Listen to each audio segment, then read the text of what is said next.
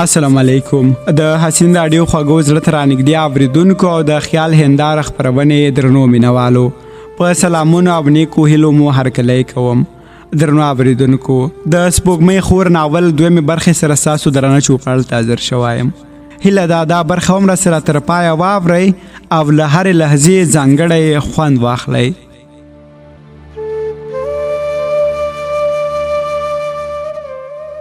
یاد د کور دروازې تر څنګ له موټرسایکل ښکته کړم او هغه د خپل کور پر لور حرکت وکړ. شپه داسې راباندې تېره شوه لکه چا چې له خپو له لاسو ژوند کړی وم. سهار مې د سترګو بامونه د ټوکول شوي زخمونو په څېر پړسېدلې وه. پوهنتون ته لکه نابللی میلمه لاړم. ټولګیوال مو ډله له ډله سره ولاړ ول او د ازموینو د پیلو خبرې کولې. خو د شینکۍ کوم څرک ونه لګېد. له ټولګي بهر راووتم. د شینګۍ په دنګه چناري ونه مې سترګې ولګېدې چې پاتوی تر څنګ روانه وه. د دواړه په لاسونو کې بسکیټ او مدني اوبه وې. نن مې ورته ښه د زړه په سترګو وکتل او په همدې کمرو مې د زړه حافظې د شینکۍ بې شمېره انځورونه واخیستل.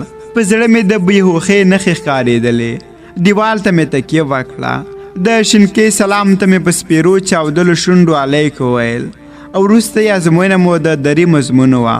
ښوونکي را باندې غږ وکړه چې واکه ټولګیوالو ته دې ووایه چې څوکۍ بهر راوباسي. ازموینه بهر اخلم. ټولګي ته په سخېدلو خپو لاړم او په ټولګیوالو مې غږ وکړ چې هر څوک دې له ځان سره یوه څوکۍ بهر راوباسي چې ازموینه بهر اخیستل کېږي. یاد په ټولګي کې ناست و. یو څوکۍ راپورته کړه او په مسکو شونډې راته وویل واکه یو څوکۍ د شینکۍ لپاره هم یوسه. د هغه خبرو ته مې د تالو په نښتې ژبې کوم ځواب ورنه کړ. زما ټول فکر او هوس د شینکۍ شنو سترګو ته وه او ځان مې د هغې په ښایست کې خمار په څېر بایللی وه. څوکۍ مې راپورته کړه. بهر ته مې د وتلو هوډ وکړ. ازموینه پیل شوه. شینکۍ مې یوه شېبه هم له ذهنه ونه وتله. د ازموینو پاڼه نه وه، سمه هنداره وه. د شینکۍ مخ مې له ورایه پکې لیده. شنې غټې سترګې، سپین جبین او سرې شونډې راته مخې ته کېدې. د دې ټولو په لیدلو زه بلې نړۍ ته تللی وم. ښوونکي د ازموینې پاڼې ټولې کړې. زړه مې هم لکه په دام کې نیولې مرغۍ ډوبکې کولې. یا چې زما په تښتېدلې رنګ سترګې ولګېدې. راغی، په خوا کې مې ودرېده او یو څو د ډاډ خبرې راته وکړې. شینکۍ زیاته خوښه ښکارېدله. په نریو شونډو یې وږمینه مسکا خپره وه. د ارمان څلې خنداګانې شیندل او د طبیعت هورو د هغې ښایسته نڅاوې کولې. زما زړه په هره دقیقه د پامیر ډنډ په څېر راډک شو او سترګو مې له هغې ډنډه لپه راډکې کړه. شینکۍ او پاتو له خورلونو سره مخه کوله. د طبیعت بوټو زما له زړه سره ګونګې ژړاوې کولې. وخت کې مې له بڼو ځان رابیل کړ. د ګریوان په دښته مې لامبو پیل کړه. شینکۍ د تلو تکله وکړ. لمر مې یو نیزه پاس په سره ودرېده. د سر په لپه کې مې مازغه په خوټېدو راغلل. له ځانه بېزاره شوم. د شینکۍ قدمونه مې څارل. هغه لکه زما د وجود روح زما له وجوده پناه شوه. د ناهیلۍ څپېړو په مخ ګزارونه راکول. د پوهنتون ماحول راته په وجود خولې لګولې. دا مې غوره وبله چې کور په لور حرکت وکړم. نړۍ را باندې تنګېدله. وخت سره په جنګ وم. د وخت ګریوان مې شکوه ځکه چې وخت مې شینکۍ رانه بیله کړې وه. تر کوره په نمجنو سترګو راغلم. هېڅ څه مې په سترګو ښه نه برېښېدل. څېرې مې خپل اصلیت له لاسه ورکړې وه. په سترغلو مې وخت کې لارې جوړې کړې وې. په ټک کنده غرمه را باندې خوب غلبه وکړه. ځان مې د کوټې په یو کونج کې وغورځوه او په یو ناپېژانده خوب مې ځان ورک کړ. د چنچنو په ماښامي سندرو له بې وخته خوبه راویښ شوم. د درېدلو توان مې وجود بایللی وه. دردونه مې په بدن کې لارې ویستلې. تر نامعلومه وخته ویښ پاتې شوم. بیا په ځان نه وم پوه شوی چې سهار شوی وه. د میلمستون دروازه وټکېدله. د یاد غږ مې تر غوږ شو. ورته مې وویل راځه دننه یوازې یم. یاد هم راغی او د بالښت په خوا کې مې ودرېده. کمپله یې راڅخه لرې کړه او زما په زورولو یې پیل وکړ. سمې لکه د شاربلو غړکه سره وښورولم. وجود مې هم پخوانی زور او شور له لاسه ورکړې وه. یاد راته وویل واکه نن کې لګي ته د یو ملګري کره د خټکي خوړلو لپاره ځو. دا چې زما زړه لکه د کندهار انار په چاودو راغلی وه. غوره مې وبله چې لږ مې زړه ته ارامتیا ور وبخم. زه یاد و نجیب چې ټولګیوال و د نجیب فولډر موټر کې مو د کیلګي پر لور حرکت وکړ په ټوله لار نه وم پوه شوی د شینکۍ جادوګرو سترګې مې سترګو ته کېدلې ساړه ساړه سویلې مې له خولې وتل د کیلګي ملګري مو هم زموږ د خراغلاس لپاره مخ ته په یو موټر کې راوتلې وه د جوړ په خیر وروسته هغوی د میلمستون په لور بوتلو شین مغزي خټکي چې د بغلان ډیر خواږه خټکي دي هغه یې راوړل خو زما د خټکي او کاش هم له ستونې نه تېرېده وسوسو راته پیغور راکوه چې شینکۍ دې څه کړه شینکۍ دې لکه چې هېره کړه شاته په بالښت مې تکیه وکړه په مخ مې د خولو کتارونه رامات شول یاد مې د وجود په هر یو درد پوهېده د ډوډۍ له خوړلو وروسته موسین غاړې ته د تلو تکله وکړ کوم ځای کې چې د خټکیو بوټي وه موسم ډېر ښکلی وه کلیوالو ماشومانو د شولو له وږو مرغۍ شړلې او ځای ځای ځانونو لپاره د سانګو جونګړې جوړې کړې وې له سیند دې خوا او هاخوا ازموکو له ځانه د شولو وږو ژیړ څادره ته وکړې وه یو څه مزل وروسته د خټکیو پټو ته ورسېدو په بوټو کې له لوټو خټکي زیات وه هر یوه یو خټکی له بوټو رابیل کړ او د سیند غاړه اوبو کې یې غوټه کوه یا چې خپل خټکی خوړ په پوټي کې به یې زه وویشتلم یا ته مې مخکې له مخکې ویلې وه چې ملګرو ته به زما په اړه څه نه وایې که چېرته هغوی زما په خفګان پوه شول نو بیا ښه خبره نه ده خو یا د همداسې په ارامه نه پرېښودم کله کله به یو ګنګوسه زما تر غوږو راورسوله لمر هم د غره په اوږو ځان باروه اوبو په څپو بېرنګه منظره جوړه کړې وه د سیند په نرۍ لاکتي غاړه طبیعي شنو منجانو لوښو له خپل سره بډګال هوا ته ډالۍ کول یا ته مې وویل یارو نور به زو له خیره چیله تر ماښامه کور ته ورسېږو لاره هم لږه نه ده ورو ورو مې د کمره سر ته ځان ورسوه کلی ته ورسېدو کیلګي ملګرو نن شپه زموږ د ایسارېدو زیاته هڅه وکړه دا چې وخت لږ او مزل ډېر وه هغوی سره مو مخخه وکړه ماښام تیر کور ته ورسېدو یا د نور ملګرو ته مې وویل راځئ نن شپه له ما سره ایسار شئ زما په خبرې غوږونه ونه ګرول او یوازې د خپل میلمستون مخې ته ښکته کړم او هغوی په خپله مخه لاړل تیاره هم ورو ورو د ستورو له رڼا سره همغاړې کېدله د شینکۍ تیرو خبرو خوب ته نه پرېښودلم د خوب کوترې مې له سره په الوتو وې بهر راوتلم سپوږمۍ هم په 14مه شپه د اسمان په منارو کې میلمه وه کائنات غلی وه چوپ په چوپتیا خوره وه یوازې د دیوالونو په درزونو کې کرکړې زمزمې کولې سپوږمۍ سره په خبرو لګیا وم د سپوږمۍ په ګونګو خبرو پوهېدم سپوږمۍ شینکۍ راته په خپله پلو کې ښودله دواړه لاسونه مې له زنې لاندې ایښې وه نن شپه یوازې سپوږمۍ را سره پاتې وه او زما درد له ما سره نیم کړی وه سبا د یاد خواته ورغلم یاد هم د زردالو په باغ کې ځای خور کړی وه د کمپیوټر په کولېډیټ پروګرام کې وخت تېروه دا پروګرام مې پرې بند کړه ورته مې ویل دا کار پرېږده مرکه وکړه چې زړه مې وچاودېده یا چې زما په ناهیلې څېرې سترګې ولګېدې سخت راته په غوسه شو وی رټلم راته یې وویل دا په تا څه شوي دا له ځانه دې څه مجنون جوړ کړی دی هره سړي زړه بېللی خو ستا په شان لیونی ما نه دی لیدلی یاد ته مې هېڅ ځواب نه درلود د شهادت ګوتې په نوک مې ځمکه ګروله یاد ښه رانږدې شو یو لاس یې زما له غاړې توک او بل یې راته په ورانه کې ایښود راته یې وویل ګوره واکه دومره ځان مه ناهیلې کوه خدای مهربانه دی لا خو وخت ډېر دی لا خو ستا د مینتابه لومړۍ ورځې دي هر څه به سم شي زړه مه خوره پوهېږم چې شینکۍ له زړه نه وځي خو زړه دې لږ ډاډه کړه پوهنتون به پیل شي او شینکۍ به هم ووینې راته یې په نیولې ستونې وویل واکه که په تاسو وشول هېڅکله به دې ونه بخم څه موده غلي لکه مروره ماشومان سره ناست وو یاد کمپیوټر ته لاس ور وکړ د سمیر همراز هغه سندره یې خپره کړه چې وایي اوښکې مې تا پسې بهیږي ته به کله راځې ستا ښکلې سترګې مې یادېږي ته به کله راځې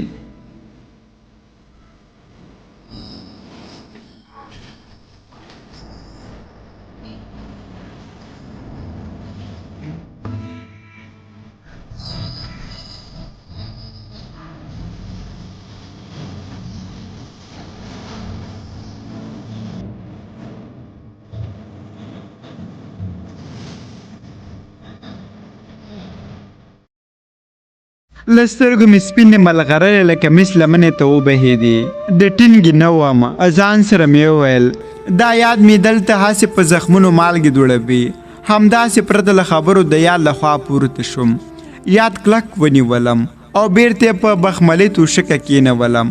کمپیوټر یې بند کړل. دلته مې په یاد خوله را پرېښوده. پرېږ مې د چې لاړ شم. دا ستا هر څه ما سره تمثیل دی. هم راته وایې چې زړه دې ډاډه کړه او بل لوري ته دا سندرې را باندې اورې. دا دې څه پیل کړي؟ آیا په ما ملنډې وهې؟ یاد له لاسه ونیولم، له خپل ځایه پورته کړم. غېږې رانه تاو کړه، سخت یې ټینګ ونیولم. راته یې وویل له ما خفه یې، لږ صبر چې پخلا دې کړم. تر دې اندازې ټینګ کړم چې پښتۍ مې نږدې یو له بله تېرې شي. اخیر ورته قانع شوم چې نه یم خفه، پرې مې ږده. دریم شرط یې هم را باندې پوره کړ. بیا یې توشکې ته پرېښودم چې کېنم. وروسته مې موبایل له جیبه راوویست. خپلې فیسبوک پاڼې ته مې سر وردننه کړ. فیسبوک زما لپاره د ساعت تېرولو یو ښه وسیله وه. ماسپښین هم را لنډ وه. په یو بهانه مې له یاده ځان خلاص او د کور په لور لاړم. د میلمستون شمال خوا کړکۍ ته مخامخ کېناستلم. له میلمستون شاوخوا ونو کې مرغۍ واټنونه اچولې وه او سندرې یې سره ویلې. د ګرمۍ هم پوره جم و جوش وه. د شینکۍ یاد مې بیا لکه د درد څړیکه په وجود کې تېره شوه. فکر مې کوه چې شینکۍ به په کوم خیال کې وي، څه به کوي. شینکۍ راته یوازې دردونه پریښي وه، نور یې داسې څه نه و پریښي چې زما زړه پرې سکون موندلی وی. مازدیګر به کله ناکله د پټۍ خواته لاړم. د پټۍ په پلو شنو طبیعي بوټو او ګلانو به یو عاشقانه ماحول جوړ کړی وه. نری باد به ورته د ناس په شپېلۍ ګوتې ایښې وې. طبیعت زما زړه له رازه خبر وه. هر څه زما په خوښه برابر ول. بیا هم داسې څه مې په لاس کې نه ول چې زما د وخت ورسره ښه تېر شوی وی. د ګوګل له نړۍ مې یو څو د شنو سترګو انځورونه راښکته کړل، خو شینکۍ د سترګو ښایست، مینه او دبدبه مې پکې نه شوم موندلی. ځان مې هسې د ماشوم په څېر ځوروه. د رخصتي هم نږدې وخت پوره وه. فیسبوک پاڼه کې لګیا وم. پوهنځي رئیس په یو خپره کړې خبرپاڼه مې سترګې ولګېدې چې لیکلي وه ژورنالیزم پوهنځي ټولو زده کړیالانو ته خبره ورکول کېږي چې روانه ونې د مني سمستر درسونه پیلېدونکي دي. په شونډې مې په سرلنۍ مسکا وغوړېده. د خوښۍ غوټۍ مې په سپړېدا راغلې. د هوس نظام مې د شینکۍ غوښتنه کوله. 2 ورځې مې انتظار د پله تګ راتګ وکړ. تېرېدلی خوب مې د شپني قانون سره نه همغاړی کېده. شپې خوب مې د خوښۍ له کوره ورزار کړ. شینکۍ د ښایست سپاره مې مخ ته ایښې وه او قصیدې مې پرې پخولې. د سهار رڼا راڅخه د ترږمۍ په شپه کې ورکه وه. شپه ډېره اوږده شوه. زما د ارمانونو حوصلو هم خپل مزي را لنډول. سبا شو. سهار له کوره ووتلم. یاد هم زما خواته را روان وه چې سترګې را باندې ولګېدلې. راته یې ویل نن څنګه خوښ ښکارې د غم ګوډیا؟ دومره وخت خو به دې سم رچ بار کړې وه. یا ته مې خبره په لنډو کې ورماته کړه. خبرې که هسې د ځان په ټګۍ او برګۍ وهلی. له خبرو ښکارېده چې یاد د پوهنتون له پیلېدو نه وه خبره. پوهنتون د پیلېدو زیری مې پرې وکړ. له لاسه مې ونیوه او میلمستون ته مې راوست. سهارنۍ کې مې د شیدو چای او غوړې ډوډۍ پرې وخوړې. یاد راته په کړس خندا کې وویل نن به دې زه هم په دې خوښۍ کې په شنه جاپاني استر پوهنتونه ورسوم. دواړو خندا او زور واخیست. یاد مې رخصت کړ چې د پوهنتون جامې واچوي او شین موټر سایکل راولي او ما هم د کور په ور قدم ووهه. یاد موټر سایکل راوست. خپل د کتابونو بیک راته وسپاره. بې صبرو هیلو مې له ما مخکې د شینکۍ قدمونه په سپین سهار رنګین دسمال خور کړی وه. دواړه د پوهنتون دروازې مخې ته ترې ښکته شو.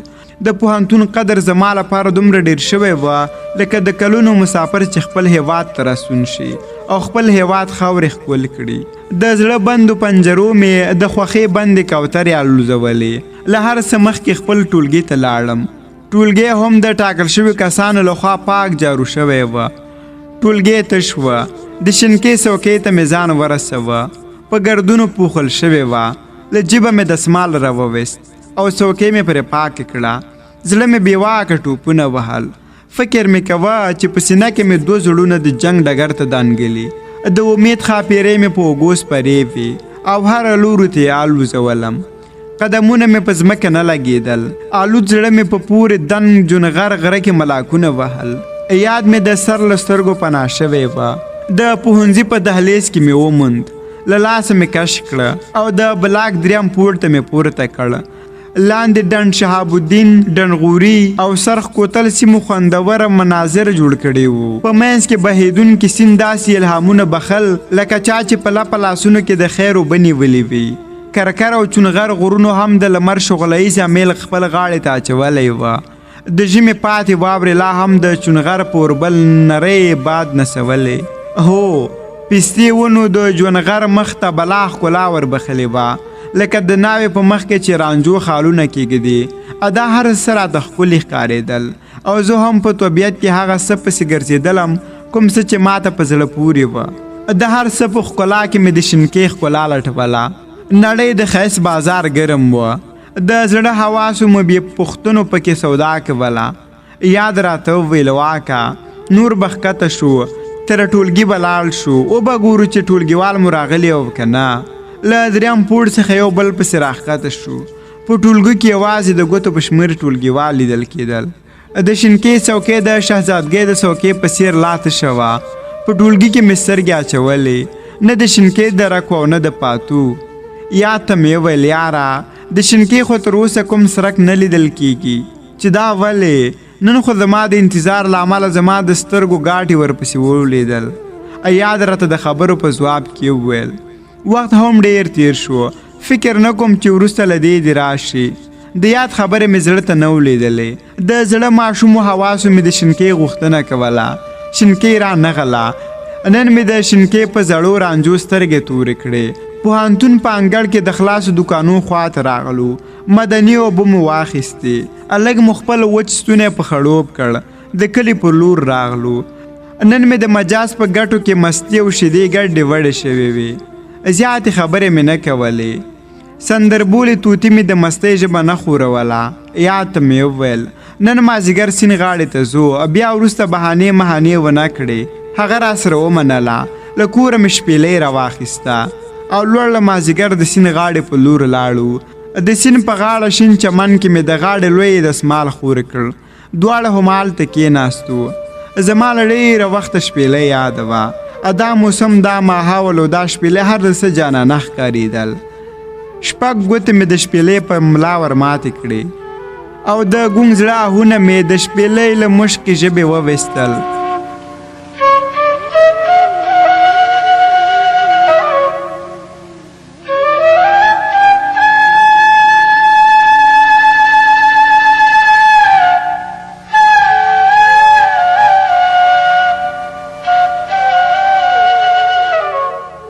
د سرور په سکروټو مې د شپېلۍ سازونه ګرمول. د سیند مستو څپو د شپېلۍ دا زمزمې د امو تر پیسکو رسولې. پاس د هوا په لمن کې هم باخو د اتڼه میل جوړ کړی وه. نری باد د چمن شنیلي هم په نڅا راوستې وه. د ذوق په زرکانو مې په دریغه نارې وهلې. د شپېلۍ ژبه په ګونګېدو شوه، خو زما ګونګ زړه لا تش نه وه. شپېلۍ د راګونو مزې مې راخپله کړل. سا مې هم سوځېدونکې غوندې ښکارېدله. شپېلۍ مې له شونډو لرې کړه او د یاد غېږ ته مې ورګزار کړه. په غوږو مې له هماغسې شپېلۍ سندرې غږېدلې. یاد دواړه لاسونه شاته لګولې وه او پښې غځولې ناست وه. د کب نیونکي یوه ډله زموږ تر څنګ تېرېدونکې وه. کبانې په لښتو کې لکه د امیل په شان پیلې وه. یاد ورته وویل دا کبان خرڅوې؟ یو کب نیونکي ورته ځواب ورکړه هو، څومره مو پکار دی؟ یاد 1 کیلو کبان ترې واخیستل. همدلته مو د اوبو غاړې ته پاک پرېمینځل او موږ د میلمستون په لور لاړو. دا چې زموږ د کور غړي د خپلوانو کره په میلمستیا تللي وه. د ګازو ډبه او نور د پخلنځي توکي مې راوړل او کبان مو پاخه کړل. یاد نن شپه همدلته راسره پاتې شو. 2 په 2 مو میله ګرمه کړه. سهار شو. یاد ته مې وویل نور زو، نن چې د شینکۍ ملالۍ سترګې ونه وینم ترک به بیل شم. د پوهنتون پر لور لاړو. ټولګي ته په دې تمه لاړم چې شینکۍ به راغلې وي. لا د شینکۍ به ښه نه وه. څوکۍ کې کېناستم. زیات ستړیا مې احساس کوله. یاد د ټولګي په تخته د شهنواز باقر د غزل کوم بیت لیکه. زما د زړه سترګې د ټولګي دروازې ته پاتې وې. د انتظار خیالونو مې ترې لرې بیولې وم. د شینکې راتګ ته مې لارې په ګلانو پوښلې وې. د شینکې د ورېښمنو شونډو سلام مې تر غوږو راغی. د سر ویښتانو مې بېواکه نیغ ودرېدل. شینکې راغله او په پخوانۍ څوکۍ کې کېناستله. شینکې تورې جامې اچولې وې. زما لپاره ښه موقعه وه چې د شینکې په شنو سترګو کې ځان ورک کړم. د شینکې نفس عطرونه شیندل. ګلابي شونډې په ټټر په سرلنۍ زرغونه جوړه کړې وه. شینکې لکه د سوري ګلاب داسې تنکۍ ښکارېدله. سپین لاسونه د څوکۍ په تخته ایښې وه.